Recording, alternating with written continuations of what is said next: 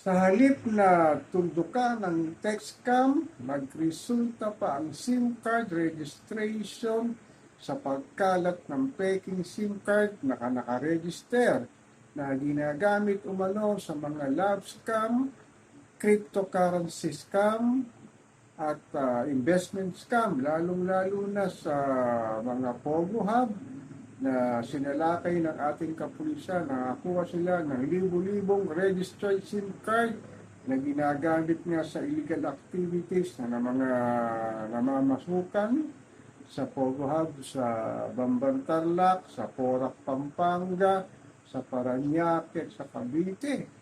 Ano kaya ang masasabi dito ng telco, ng National Telecommunication Commission?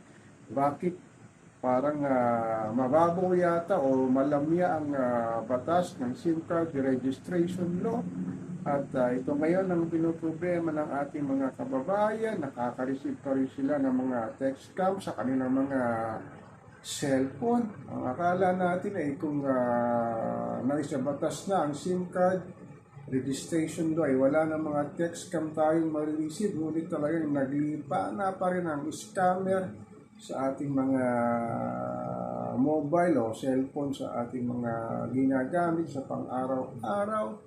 At sanabi ng mga ilang netizen at political analyst sa pag-umpisa lalo na sa pangangampanya sa darating na midterm election sa susunod na taon na ito raw magagamit sa pagbili ng boto na para bilhin ang boto ni Juan Pasang Cruz. Grabe talaga ang ating mambabatas, ano? Bakit nila pinayagan itong batas na ito na hindi raw ganong kasecured ang ating mga privacy sa pag-gamit ng ating mga cellphone sa pamamagitan ng SIM card registration law. Akala natin ay hindi na magkakaroon ng scam. Pero ngayon, grabe yung mga nangyayari, ano? Na talagang ginagamit talaga ang mga SIM card, lalo na sa mga illegal na activities at sa paggawa ng kriminalidad sa ating bayan.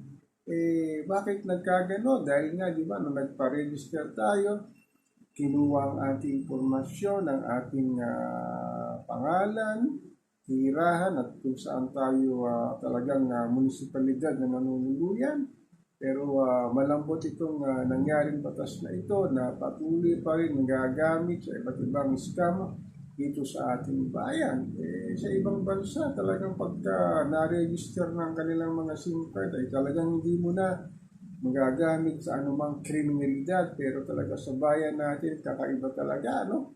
Pinasa pa itong batas na ito, kaya nga yung mga IT expert ay nagpunta sa National Telecommunication Commission para maghayag ng kanilang damdamin. Bakit nagkaganito itong batas na ito? Saan tayo nagkulang?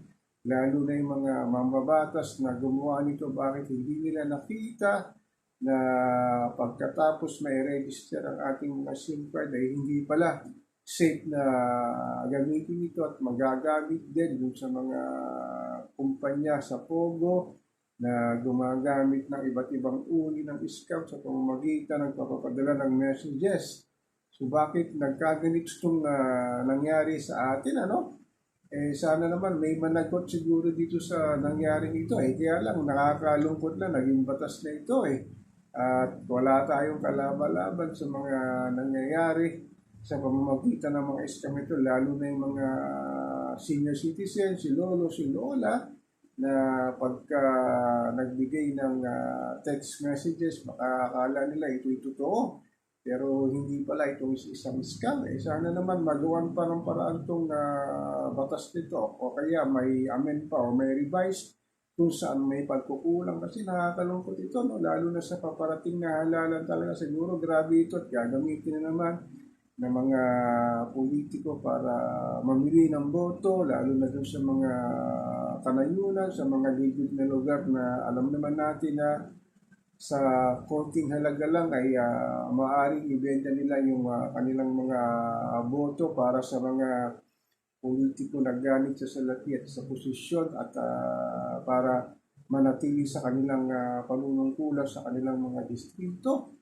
Sana naman may magawa pa ang National Telecommunication Commission para kung saan anong pwedeng gawin nila para hindi na ito mangyari sa mga nangyayari ngayon na paulit-ulit na text scam ang ating mga nakukuha dun sa mga walang hiyang tao, lalo na yung mga magaling mag-scam sa ating pang-araw-araw na buhay.